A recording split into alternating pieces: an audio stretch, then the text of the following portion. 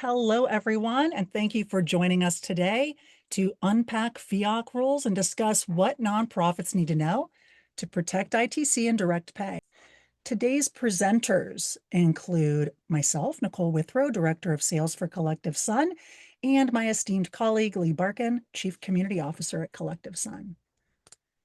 Just a quick disclaimer, the information presented today is for educational purposes only, and it should not be construed as tax or legal advice. You should always consult your tax advisor or legal professional for personalized guidance. Tax law is all about facts and circumstances. So while Lee is a CPA, he is not your CPA. He is not my CPA. And as he has pointed out in the past, every rule seems like it has an exception and exceptions to those exceptions. So if you're watching this today and you think, oh, it sounds like that might apply to me, you're probably right, but you might not be right because there might be an exception. And the point in all of this is to say you really want to engage with your own tax advisor or legal professional who can provide guidance tailored to the unique facts and circumstances of your project. The other thing to be aware of is things are always changing. So if you're watching this webinar in the web archive, please be aware that today's date is August 21st, 2025. And as with all things related to tax law and treasury guidance, you want to be sure you're referencing the most recent information available. Lee, do you want to add anything? No, that was fantastic. Thank you, Nicole. Awesome. Okay. Who is Collective Sun? So Collective Sun is a solar financing organization, and we help solve two basic problems for nonprofits going solar. How do you pay for it, and how do you get it built and built properly? We help solve these problems by financing solutions and with construction management, fund control, and other components to make sure that things get built properly.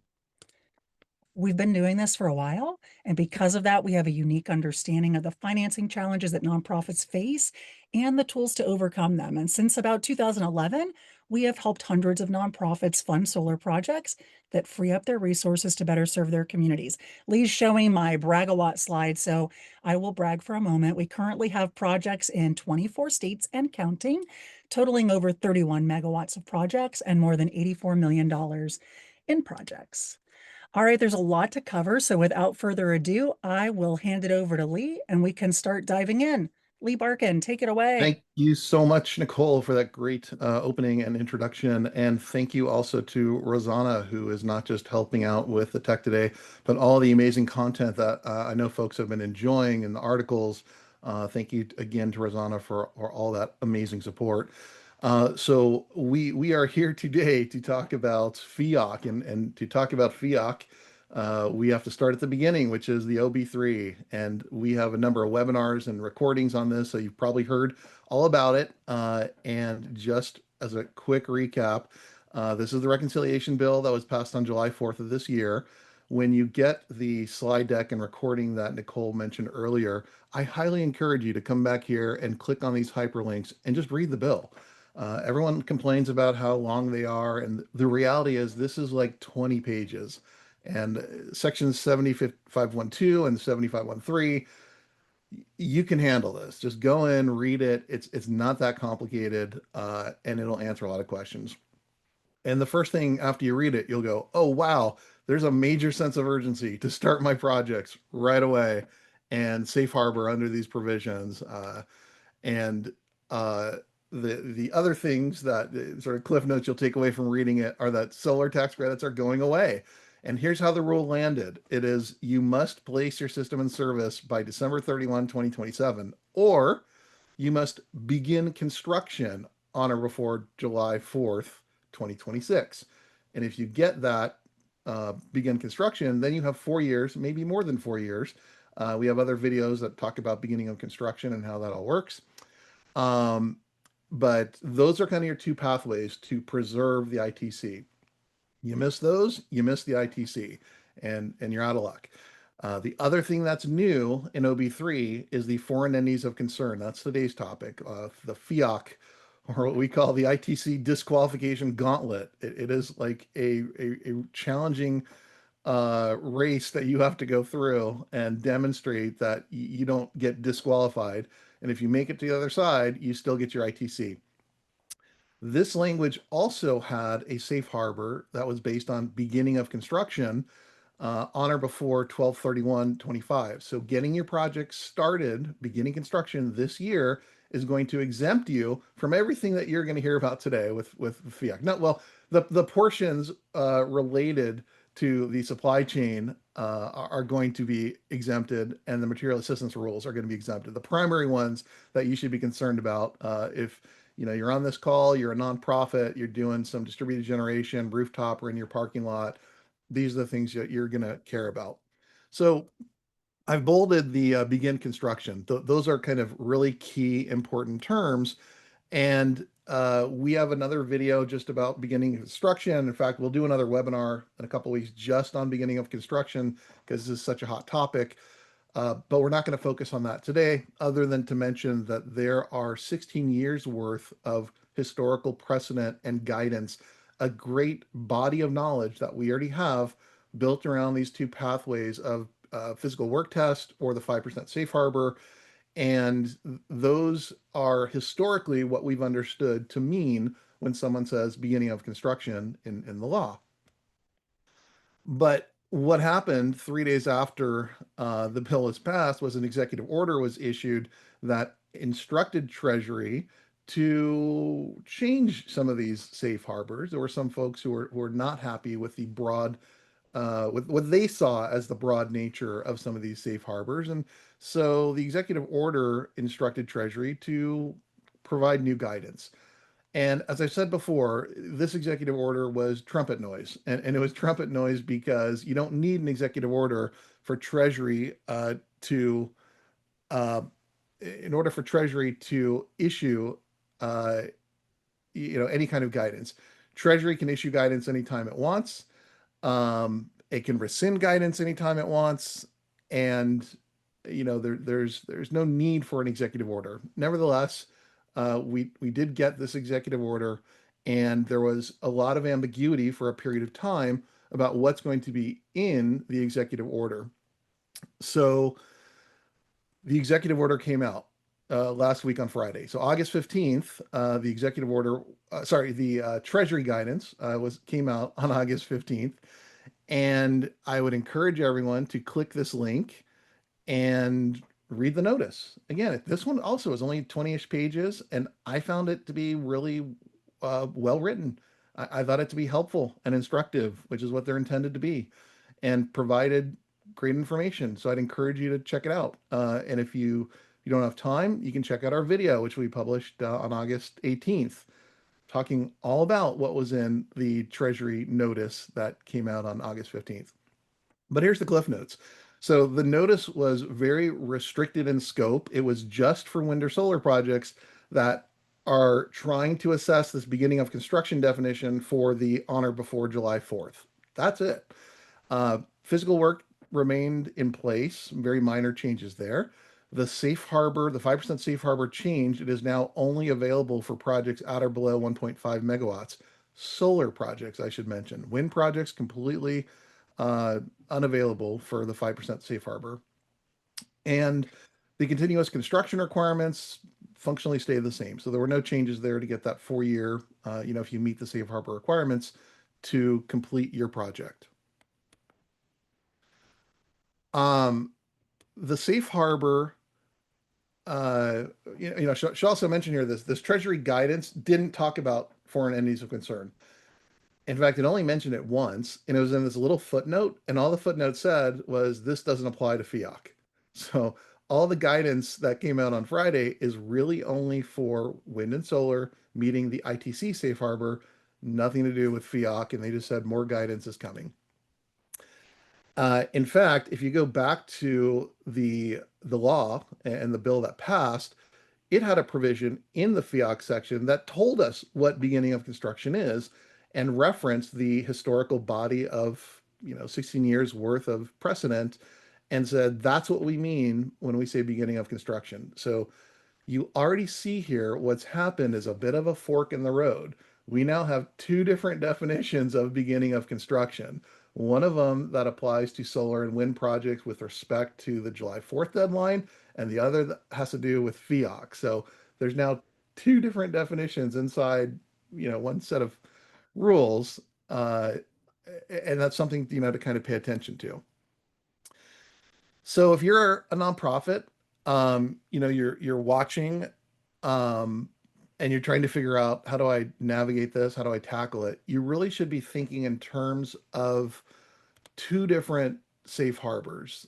Um, how do I safe harbor for ITC, and how do I safe harbor for FEOC? They both have beginning of construction language, and they just have different dates. So there's a bit of a twofer here, because if you can begin your construction by the end of 2025, you're going to get both a safe harbor from FEOC compliance and a safe harbor for ITC, to give you another 4 years, the end of the fourth year, which you begin construction, and possibly even more if there's extenuating circumstances, which are all, defined inside of the Treasury guidance that came out on August 15th. So let's hop into FEOC and foreign entities of concern. All When, right. yeah, the good stuff. So Yes. when the reconciliation bill is being contemplated, a lot of folks thought that what was going to happen was we're going to double down on domestic content and pro-America, buy American materials, and that ended up not being what happened. It ended up instead being a kind of list of things that you can't use, as opposed to things that we want to encourage you to use.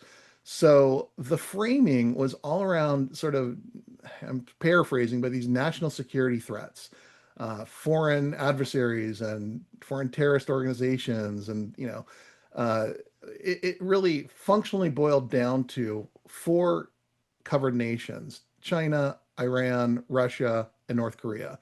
Now, I don't know about you, but we don't get a whole lot of solar panels from North Korea, Iran, or Russia these days. So functionally speaking, this is less of a, buy American materials bill. It's more of a, functionally anti-China bill. And that's just how it kind of, materialized in the language and in the rule set that ultimately promulgated. So uh, the other thing to keep in mind about FEOC is it's not as much about geography. Like domestic content is all about where is it built in the US or not. But FEOC is really about who owns and controls the entity that is making the products and the entity that is claiming the tax credit. So it's all about sort of ownership and control. So here's a quick pop quiz. Nicole, I don't know if you want to join me on this, but let's say you have a solar manufacturer. We've seen a lot of these pop up, located in the US. Let's say they're using a lot of US components, but they're owned by a Chinese company. Nicole, what do you think? Is that going to meet the FEOC requirements, compliance requirements, or not meet FEOC compliance requirements? If I had to guess, I would say it depends. I don't think we know enough based on that little bit of information. Why is it depends always the right answer? I know. I've had a great teacher, so So you are correct. It does depend. And the facts and circumstances on all of these are constantly evolving. And this ended up being a real world situation exactly a month ago today. JA Solar, a Chinese owned company who set up shop in the US, they realized, oh, come January 1st, 2026, every panel rolling off this assembly line is going to be deemed as coming from a prohibited foreign entity and potentially trigger, the loss of ITC. So what do? They sold to Corning. Now Corning owns the factory, and so we're seeing the market kind of evolve in real time to adapt to these rules that are coming out and that are changing.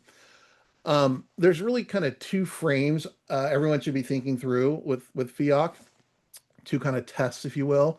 One of them is who's claiming the ITC, the taxpayer identity. Now, you're a nonprofit. You're still a taxpayer in this context because you're claiming direct pay. So the question is, are you a prohibited foreign entity? And that's a new term, prohibited foreign entity. You're going to start hearing a lot. And it really boils down to ownership and control. We'll dive into that further in some further slides. But the other kind of area of FEOC is the supply chain sourcing. And that's more of a question about, is the entity that makes my equipment, are they a prohibited foreign entity? And there is a new term, a new calculation you're going to get to perform called the material assistance cost ratio, in order to determine, is there too much content made by a prohibited foreign entity that's going to deem my project ineligible for an ITC. So the first question I'm sure you already have is, what is a prohibited foreign entity? Well, isn't that nice? They gave us the definition and it sounds so simple. A prohibited foreign entity is a specified foreign entity or a foreign influence entity. Okay, thanks. That's now crystal clear.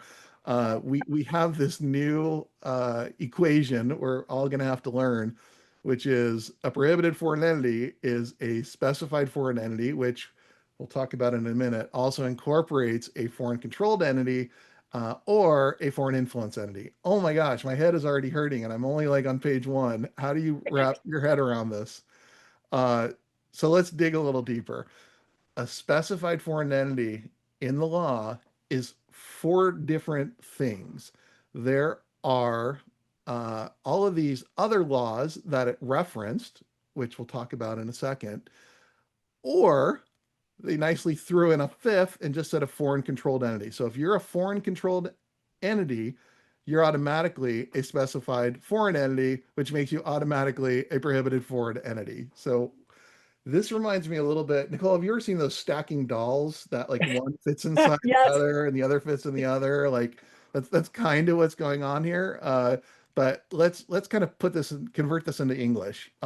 Those four things that I mentioned are laws that create prescriptive lists. So they don't bake in the list in the law. What they say is they direct, agencies of the U.S. government to maintain these lists that are considered national security threats. So the first one on that list of four, that's where we get the definition of covered nations. So this can change, countries can come on and off lists, but that's where the China, Iran, Russia, North Korea comes from. It's from that first, you know, little bullet point in here for this particular law. The next one is a list of Chinese military companies.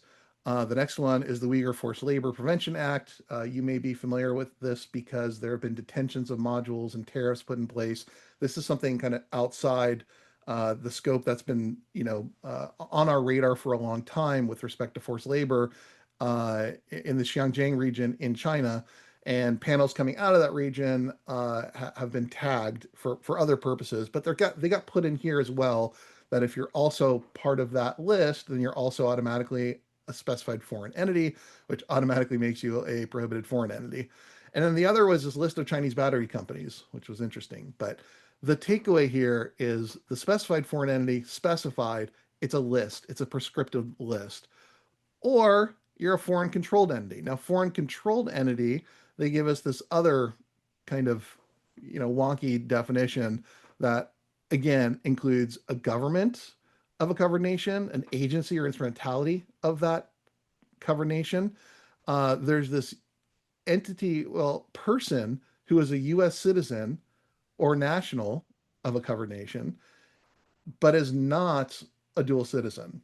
So I'll get into that in a minute, but you sort of see this pattern here. Like these are non-prescriptive. Let's put this in English. We'll go straight to the English slide. So we still have this government of a covered nation, agency, instrumentality, but then they throw in this like you're a citizen of a covered nation.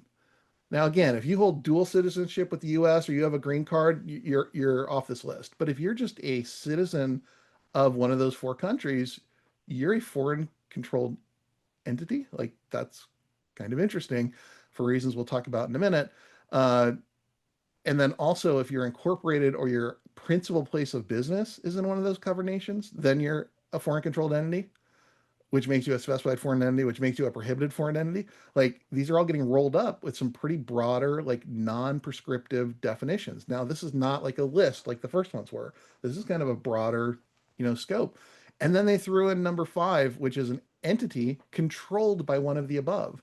So if it's an entity controlled by a government or instrumentality or agency, or an entity controlled by a citizen of a covered nation, or an entity that's incorporated in or principal place of business in a covered nation, like this is kind of getting into a pretty broad kind of complex web. Thankfully, they do at least define what do you mean by determination of control. Now, that's more typically applied as 50% of ownership. This one caught my attention with or 50% of beneficial interests, which we'll talk about in a minute, because nonprofits, of course, don't have owners, but they could still get, kind of caught up in these rules. Um, so then the last definition, going back to our handy dandy equation here, prohibited foreign entity is a specified foreign entity, or a foreign controlled entity, or a foreign influence entity. Now, foreign influence entity, let's just go straight to the English version here. Uh, you're an FIE if a specified foreign entity, one of those ones we talked about before, if they can appoint a covered officer, like appoint CEO or appoint a board member, if something about them, getting back to like this definition of control, how does a foreign entity control an entity? Well, if they can appoint the CEO, they have control. If any one, uh, SFE owns 25% of the equity, they're saying, hey, you have control, or a group. So let's say a single Chinese company owns 25%, they're an FIE. Or if there's, four different Chinese companies or individuals who each own 10%, as a group, they're now 40%. That's now, going to be deemed an FIE. And then the last one, also kind of curious, is on the debt side, it says 15% of the debt issued to one or more SFEs. So a lot of little kind of, I won't say traps, but kind of provisions here where you could get entangled into this definition quite easily. So let's take a breath here. Again, a lot of new acronyms, a lot of new language. Prohibited foreign entity is the cover, the top level catch-all term. And that's going to basically be a specified foreign entity or a foreign controlled entity, which I'll roll into that definition, or a foreign influenced entity. Clear as mud, right, Nicole? Yes, exactly. Well said. Um, so let's back up a couple steps. I started this off by saying there's really two tests. The taxpayer identity. So are you a prohibited foreign entity from an ownership and control perspective? If you're a nonprofit, you probably don't have to worry about this. You're probably not on any terrorist watch lists. When you go to claim your ITC, you're probably going to sail through the taxpayer identity test. That's not going to be an issue. The one that we need to focus on with the remainder of our time is really, who is making my equipment, and are they a prohibited foreign entity? See how that's a little different than like what country is it made in, the geography? It's really about who owns and controls the entity that's making the equipment. And we're going to get introduced to this new concept called the material assistance cost ratio. So for the first one, I mentioned you're probably okay. You probably don't have an issue being designated as a prohibited foreign entity, but there's a couple of edge cases I just want to throw out there. I'm not super sure about these. I think we still need guidance, and probably these will be clarified over time. But you're a nonprofit; you don't have owners, so by definition, you can't be owned by a specified foreign entity or a foreign national. Like, you can't be owned, but can they control you? And I think that's kind of an interesting question that needs to be parsed further when you're doing this facts and circumstances test, because if you have board members, there's no law that says only U.S. citizens can be board members of a nonprofit. So if you look at who's on your board, do you have board members who are citizens or nationals of a covered nation? And also assuming they're not, if they have dual citizenship or they're green cards, that don't worry about it. But if they don't have those things and they're just a citizen of a covered nation, um, there's a question here, like, well, how are your bylaws written? Do they say 50% or more make decisions and can elect a board member and have control? So then you go down to this, it's also the entity level. If that entity has potentially 50% or more of these persons who are non-citizens, or I should more specifically say, who are citizens of a covered nation. Very big distinction. So this came up, like take a Russian Orthodox Church. If your board is comprised entirely or enough according to your bylaws to be able to make a claim of control, I think there's an open question here. It's not certain. I'm not saying for sure that this is problematic. I'm saying this is what you should explore with your tax professionals. And then the last one that kind of caught my attention was this issue of debt. So what about schools and what about governments that issue bonds? There's been a little bit of conversation about this in tax circles, and everybody is pointing back to this 15% of who it's been issued to, which is different than who owns it. So bonds, are traded, and keeping track of who at this moment in time, applying that 15% rule, would be, maybe burdensome. So for whatever reason, they wrote it's who you issued it to. And then there's questions about whether or not we're talking about who the underwriter was, if they were specified for an entity or not. So I think this is probably okay. But if you're a school or government entity, just double check this and run this through your tax counsel and make sure you're going to pass that facts and circumstances test. All right, so that's the first half of the taxpayer. Is the taxpayer a prohibited foreign entity? Because a prohibited foreign entity cannot claim an ITC and vis-a-vis direct pay, because direct pay just sits on top of the ITC. Then we shift gears into this material assistance and this new definition of the material assistance cost ratio. And they give us this lovely, complicated definition of the total direct cost to the taxpayer attributable to all manufactured products, including components, which are incorporated into the qualified facility or energy storage technology upon completion of construction, minus, blah, blah, blah, blah. Wake up. I think our audience just completely fell asleep. Um, so in English, like the material assistance cost ratio, it's just this ratio of the cost of the stuff that's green light over the total cost. So the bigger this number is, the better. If the majority of your equipment is manufactured in a non-covered nation, or sorry, again, even I'm getting tripped up and confused, not where it's made, but by a company that is controlled by a covered nation, that cost is going to go in the numerator of the non-PFE, all the green light stuff. Everybody else, not the covered nations, all the entities manufacturing the manufactured products in countries other than China and the ones listed there, that's on the top. And then the total cost of manufactured products, again, going back to this definition, is going to be on the bottom. So it's a ratio.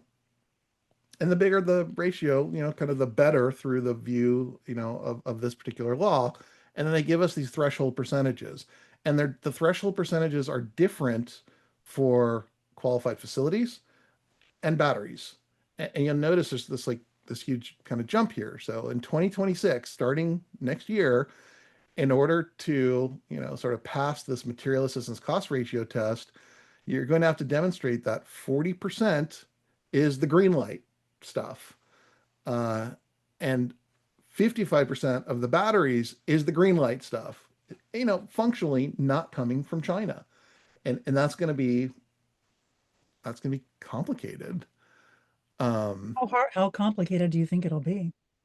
Well, Do you think it's possible? I think we're getting that question a lot Yeah. lately. Like, how practical is it to meet that threshold? And I think it's a big unknown. I think the energy storage technology, the battery is going to be hard, really hard. And that number just goes up over time. The 40%, the real challenge right now is that we don't have enough definition and guidance around how you calculate and how far back in that supply chain you have to look. So in practical terms, there's a pathway, but getting the certifications, we're just not there yet as an industry. And we're all going to have to wait for more guidance that's going to come sometime, hopefully soon. And you get to enjoy another webinar like the one you're enjoying today about how those rules shake out. But the kind of conversations happening in tax circles right now, just to give you a lens on that universe, there's kind of three different camps that people are coming into or falling into about what this means. How far back in the supply chain do you have to go? Are you just looking at the applicable project component? So like just the module. If the module is non-FEOC, if the module is manufactured by an entity that is not a prohibited foreign entity, is that good enough? Or are, 40% of that cost across all those, components, is that going to be good enough to meet this? Or the second camp in B here, no, you got to look further. You got to look further into the components of that module. So it's not just about who controls or owns the entity assembling the module, but who controls the or owns the entities that feed materials like the cell and the EVA and the backsheet and the glass and the rails and like all of those things into the module. You got to go like that far back. And It there's a sounds familiar. it doesn't that sound familiar? It does sound There's like familiar. another webinar you can watch about domestic content. It should sound familiar. And then the third is you got to go all the way back up the supply chain down to the polysilicon, which not just, it's going to be very hard to demonstrate that you're free of prohibited foreign entities all the way up to the polysilicon, but just administratively speaking, that just seems like it would make it functionally unworkable. Like I don't know how you would get all those documents and demonstrate and go all the way back. So that is, potentially concerning if the rules come out in that direction. Now, this is a good place to kind of say, maybe back to our disclaimer. Um, there are unknowns right now. We're in this period of ambiguity where we need more guidance to tell us, with some more specificity. Uh, and we're going to deviate from our normal practices a little bit here, which is to say that it would be very unsatisfying to just tell everybody like, okay, we'll just go wait for the guidance. Because in the real world, I know all of you are contemplating projects and you're trying to figure out like, how am I going to make all this work? And you can't, practically speaking, just wait until new guidance comes out. You have to make some decisions now. So what we're going to do is we're going to share with you, this is what we think it's going to look like, with the caveat that we could be wrong. And it just seems like we're doing more harm by being silent at this point than by sharing our perspective on how we're viewing this, with again that caveat that the final rules may not end up exactly like what we're describing, but this is kind of what we're working with at the minute. So yeah, we're landing on number two here. We're squarely on this manufactured product component um, sort of layer. And I want to use a little bit of time here to explain with a little more detail about how exactly that's going to work. I did mention that there's more guidance coming, and the law literally says, it directs the secretary to provide new some safe harbor tables by December 31, 2026. And of course, that's just too late. That's not good enough. But thankfully, they did say in the interim, until Treasury provides that guidance, you can go ahead and use Notice 2025-08 and rely on a certification by a supplier. And that certification, what we're thinking, is going to look an awful lot like what the reliance documents and disclosure documents look like for domestic content and the safe harbor tables in Notice 2025-08. So that's where I'd kind of go to hang my hat at the moment, is to look back to these schedules, and instead of trying to add up enough points in order to qualify for domestic content, what you're doing is slightly different. It's basically looking at each of the manufactured product components, the cells, the frame, glass, and so on, and just getting an attestation or some kind of disclosure document that indicates that the material, this subcomponent, this component, the cell itself, the frame or back rail, is or is not uh, from a prohibited foreign entity.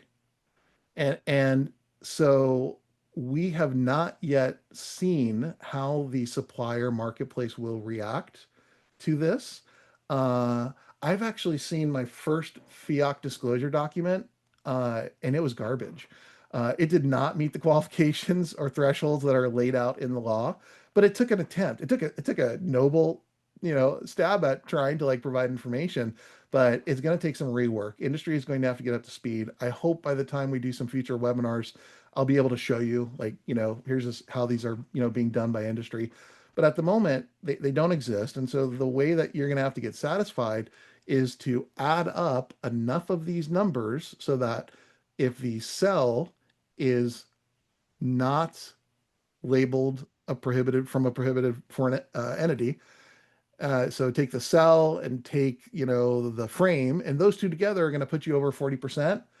And that is the sort of threshold for the MACR that we need to meet for 2026. Um, it seems like a lot of work. It is like it's going to be fairly complex, but it'll get better over time. I think over time you're going to see kind of these disclosure documents a little bit more forthcoming. You're going to basically develop sort of no fly lists for equipment, and I think things are going to work out in the long run. It's just getting there is going to be exceptionally difficult, and we still have all the unknowns about some of those guidance questions I was talking about. Now, here's where I might be wrong. And I already know we're going to get some fan mail, and they're going to send me this snippet, and it says, well, it says the certification has to include this provision that the supplier does not know or have reason to know that any prior supplier in the chain of production of that property is a prohibited foreign entity. That's true. And what I'm going to do is hang my hat on this word "or" over here and say, yeah, I don't think we're going to get this. I think that's going to be exceptionally difficult. The path that is illuminated using the safe harbor tables in 2025-08 plus a certification that references, this clause that will indicate essentially what I was describing earlier, that the individual, you know, manufactured products were not produced or manufactured by a prohibited foreign entity. So I think we're going to end up back to these sorts of tables where people are going to just disclose this is not, this is not, this is not, and we're just going to have to add up the points and make sure it's going to meet whatever the threshold percentage is for that particular year. Woo, that's a lot of stuff. Oh, this is where you Um, stretch your legs in a long. yeah, that's right. Like everybody stand up and stretch. Take a moment. Bring it all full circle. There's two safe harbors. If you're a nonprofit, you want to do a solar project, there's two things to keep your eye on. Safe harboring for ITC, making sure that the beginning of construction rules are met before July 4th of 2026.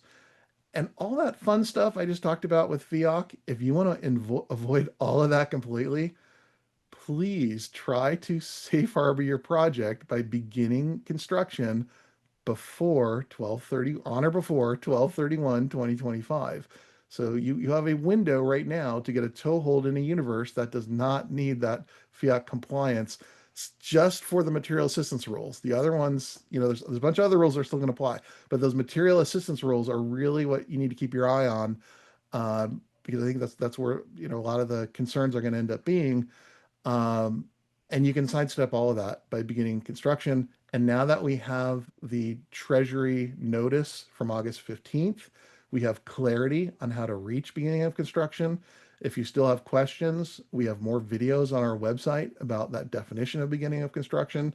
If you want to take an entire hour just talking about beginning of construction, what do you think, Nicole? Let's do that. We Yes, I'm all for that. That sounds much easier. we will share at the end of this webinar some information, a link to our next webinar where we will do just that and do another deeper dive on those beginning of construction rules. But at the end of the day, if you remember one thing from any of these acronyms and new rules, it's really this: start now. Like, the best thing you can do is begin construction, qualify under the beginning of construction rules, and safe harbor for ITC and for the FEOC exemption by getting your project started now. And Well with that, said. Nicole, I'll pass the baton to you.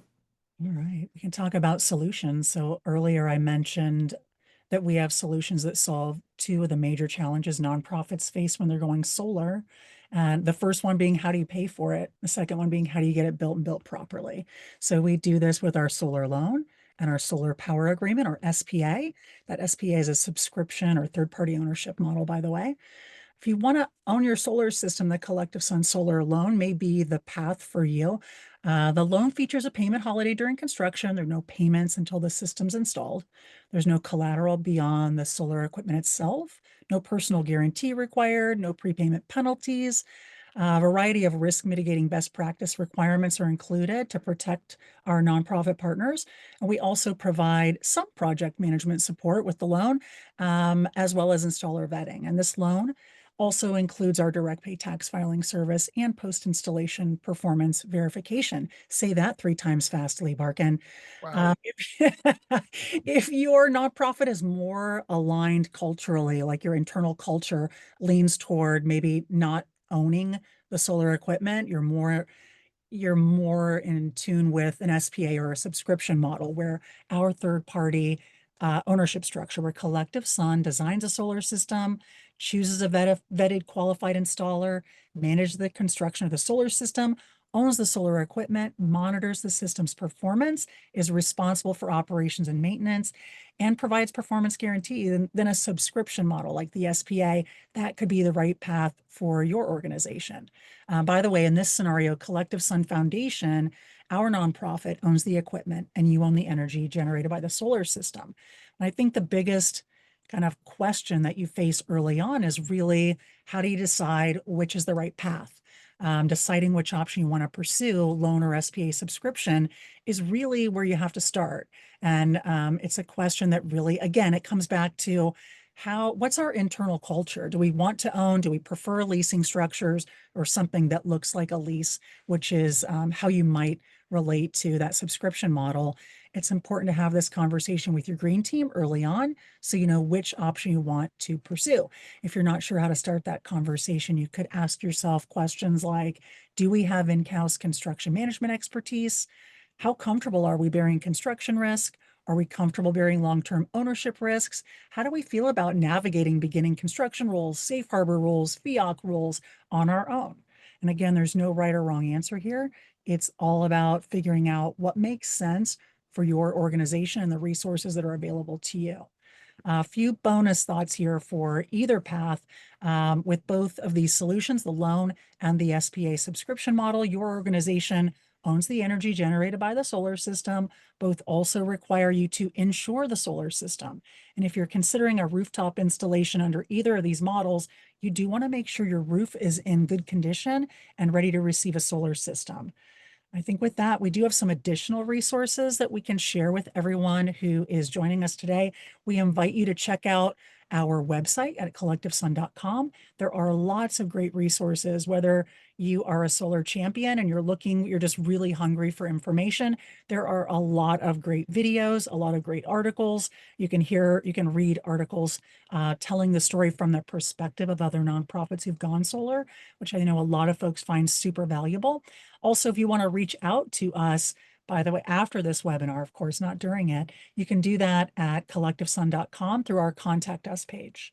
Lee Barkin, I don't know if we can do a drum roll, but it's time for my favorite part of any webinar, which is the Q&A. So it doesn't look like we had a ton of questions the last time I was peeking at those.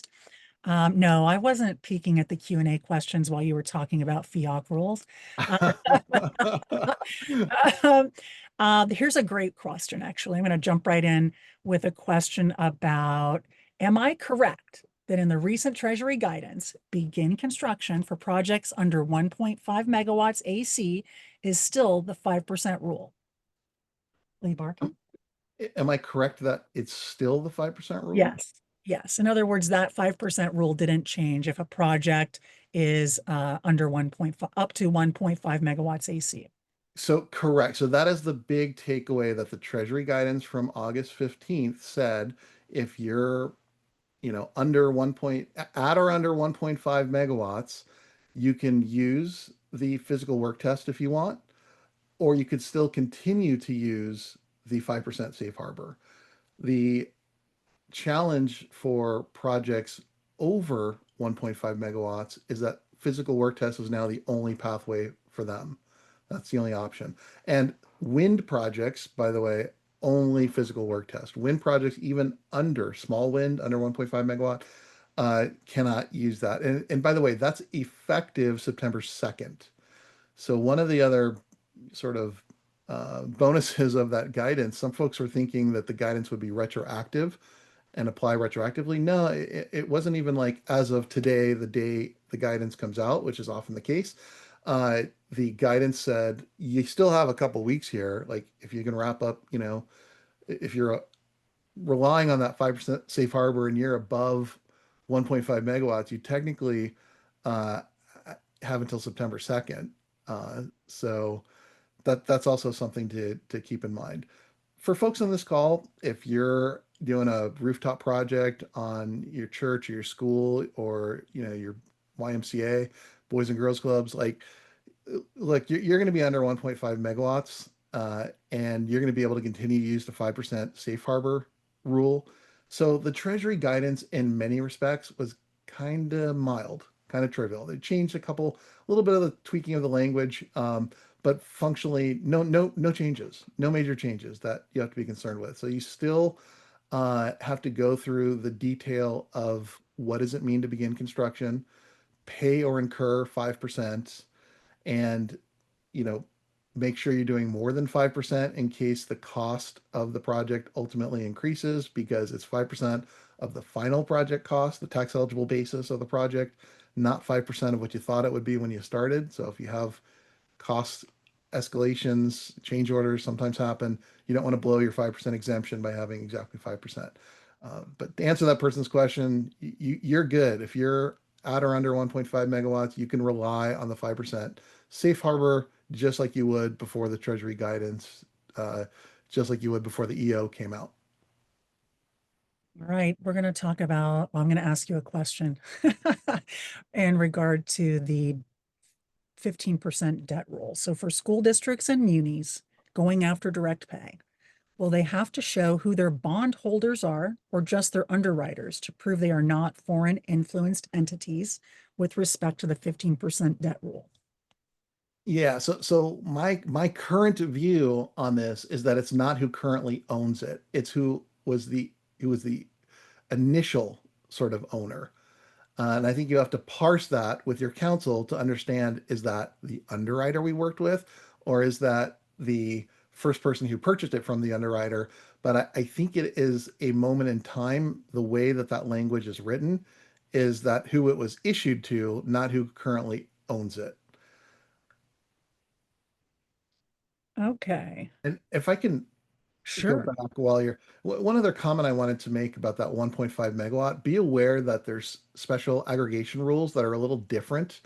The guidance did come out with some very specific rules about what gets functionally integrated into the 1.5 megawatt. So if you're trying to play games about, well, I'm splitting off this array and splitting off that array, and really I have two 1.4 megawatt arrays to qualify under this, like, that's probably not going to work. So you want to circle back and look at the definition in the guidance on the August 15th guidance, because it is a little different than the historical guidance, which applies to, the functional interdependence tests are different, uh, different kettle of fish.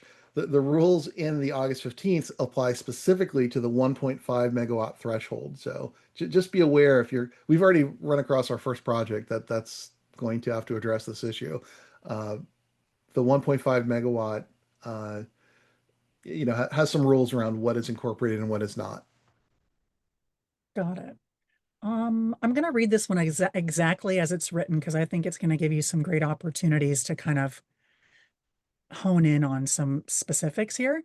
Assuming the company does not have connection to China, Korea, Indonesia, the Philippines, etc., would they be a foreign controlled entity? Okay, so I want to go back first of all and clearly delineate and define a covered nation because Philippines is not on that list. So we are talking about North Korea, Iran, Russia, and China. That's it. As far as whether or not it is controlled or owned, you have to go back through those tests and identify if it triggers any one of those provisions that could move it into the category of being considered a foreign influence entity or a specified foreign entity and ultimately a prohibited foreign entity. That's going to be an extremely facts and circumstances based test. And I assume you're talking about the material assistance rules, like where who is uh, the entity that is manufacturing the equipment. Uh, and that there will have to be like an analysis that you perform to make sure that at least in 2026, if you begin construction on January 1st, 2026 or later, that you are meeting that threshold percentage of at least 40% is non-prohibited foreign entity, the green light equipment. Um, but the best way to make sure you meet that test is to safe harbor from it completely and Yes. begin construction by 12/31, 2025. And then under those circumstances, uh, that requirement would not apply to you. Perfect. All right. How can a nonprofit understand if their developer will be able to comply with FEOC? Is there due diligence that can be performed to ensure they will comply? That's such a great question, and thank you to the person who asked it. This is where all of us and our nonprofit roles need to lean in, and look, lean forward, and not rely on our developer or our contractor or our counterparty, because at the end of the day, that ITC, if you are going to claim direct pay, you are signing under penalty of perjury the compliance. So they can say all day long, oh, we're fine, we're fine, we're fine. But you are ultimately signing that attestation, and you have to be comfortable that it's being met. And that's going to play out in a series of legal provisions. Different people are going to handle it differently. But you can't just like hope it's okay and take the word of a third party that, well, I got this box and it had a US flag on it, so it's probably fine. Like that's just not going to work. There's a parallel here with the universe we find ourselves in for domestic content. We see a lot of projects where a party, a developer or EPC will claim, oh, it's domestic content, you're fine. And then we dig into it and we find out you're not fine. And so there's a series of tests and things that you're going to have to do. And that ultimately is a burden that's going to be borne by the taxpayer, whoever's claiming that ITC, which is another interesting segue. If you don't want to be that party, you don't have to. You can have a third party owned structure, like Nicole mentioned, the subscription model. With a subscription model, that's another way. None of these headaches are yours. You're not claiming the ITC. Our nonprofit is claiming the ITC. So we'll go ahead and do that work for you on your behalf, and then, sort of pass through those savings to you in the form of a lower subscription. So a lot of folks are finding that attractive, if for no other reason than it's just not their headache and they're looking for more of an easy button approach. Excellent. This next question I think is a great question to share with everybody. Sorry, I just checked the time real quick to make sure we're still okay. Um, why should I be concerned about who is making the equipment if the supplier is here in the US? They should be concerned and comply, correct? So that's another great It, question it that is. dovetails my last point, which is it's not the supplier making the attestation. You are the taxpayer, whoever that is, whether it's us as collective son or you as the owner of the system claiming direct pay. So the supplier can say whatever they want, but they're ultimately not on the hook for the consequences. And that's why it's important in the work we're doing to get those disclosure documents and reliance documents and making sure that they're meeting those criteria, whether it's for domestic content to claim a bonus adder or whether it's for FEOC compliance, which is going to be on all of our radars in 2026. Like at the end of the day, it remains to be seen how this shakes out in the marketplace. But I can tell you with domestic content, it's been a challenge to get disclosure documents and reliance documents from that community because manufacturers also don't want to be held liable and responsible. So I'm hoping that changes, and I'm hoping that over time these will become more of the norm.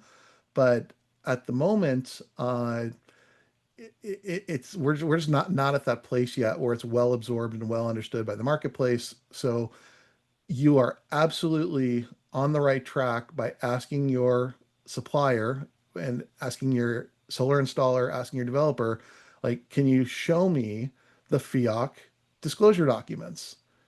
Can you provide, I would go ahead and reference the 2025-08 safe harbor tables and use those and say, show me the information and provide a disclosure document, because as a taxpayer, you want to be able to rely upon those when you're making those assertions to be in compliance with the law.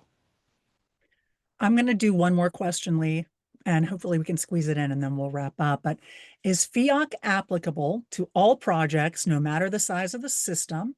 And does foreign content matter if under 1 megawatt? So one, yes, FEOC applies to everything. That if you want to claim an ITC, uh, if you don't want to claim an ITC, then I suppose that's another way to avoid it, but that's not attractive. Uh, and then the size of the system, there isn't really applicability. That's not really a feature or metric. It is more kind of binary that thou shalt not claim an ITC if you are, if you fall under these prohibited foreign entity restrictions and in one of these rules that deems this as a prohibited foreign entity. So uh, yeah, unfortunately, there isn't like an exception for small projects like we see in other parts of the law. Perfect. All right. On that note, we are going to do another webinar on September 4th, same time, same place, where we'll delve into the latest beginning of construction rules. I think that based on the conversations I've been having, Lee, this should be a great addition to kind of our web archive. I think a lot of people are super interested in talking about beginning of construction rules. You'll have the link here. It'll be in the, is it in the, I think it's in the chat, apologies. And it'll also be in the slide deck that comes out with the recap. So as we wrap up today's presentation, invite folks to grab that out of the chat, the link to sign up to register for the webinar, and then just know it will come in the webinar recap email for all registered attendees. We do thank you all for joining us today. And if you missed the call to action, it's start now.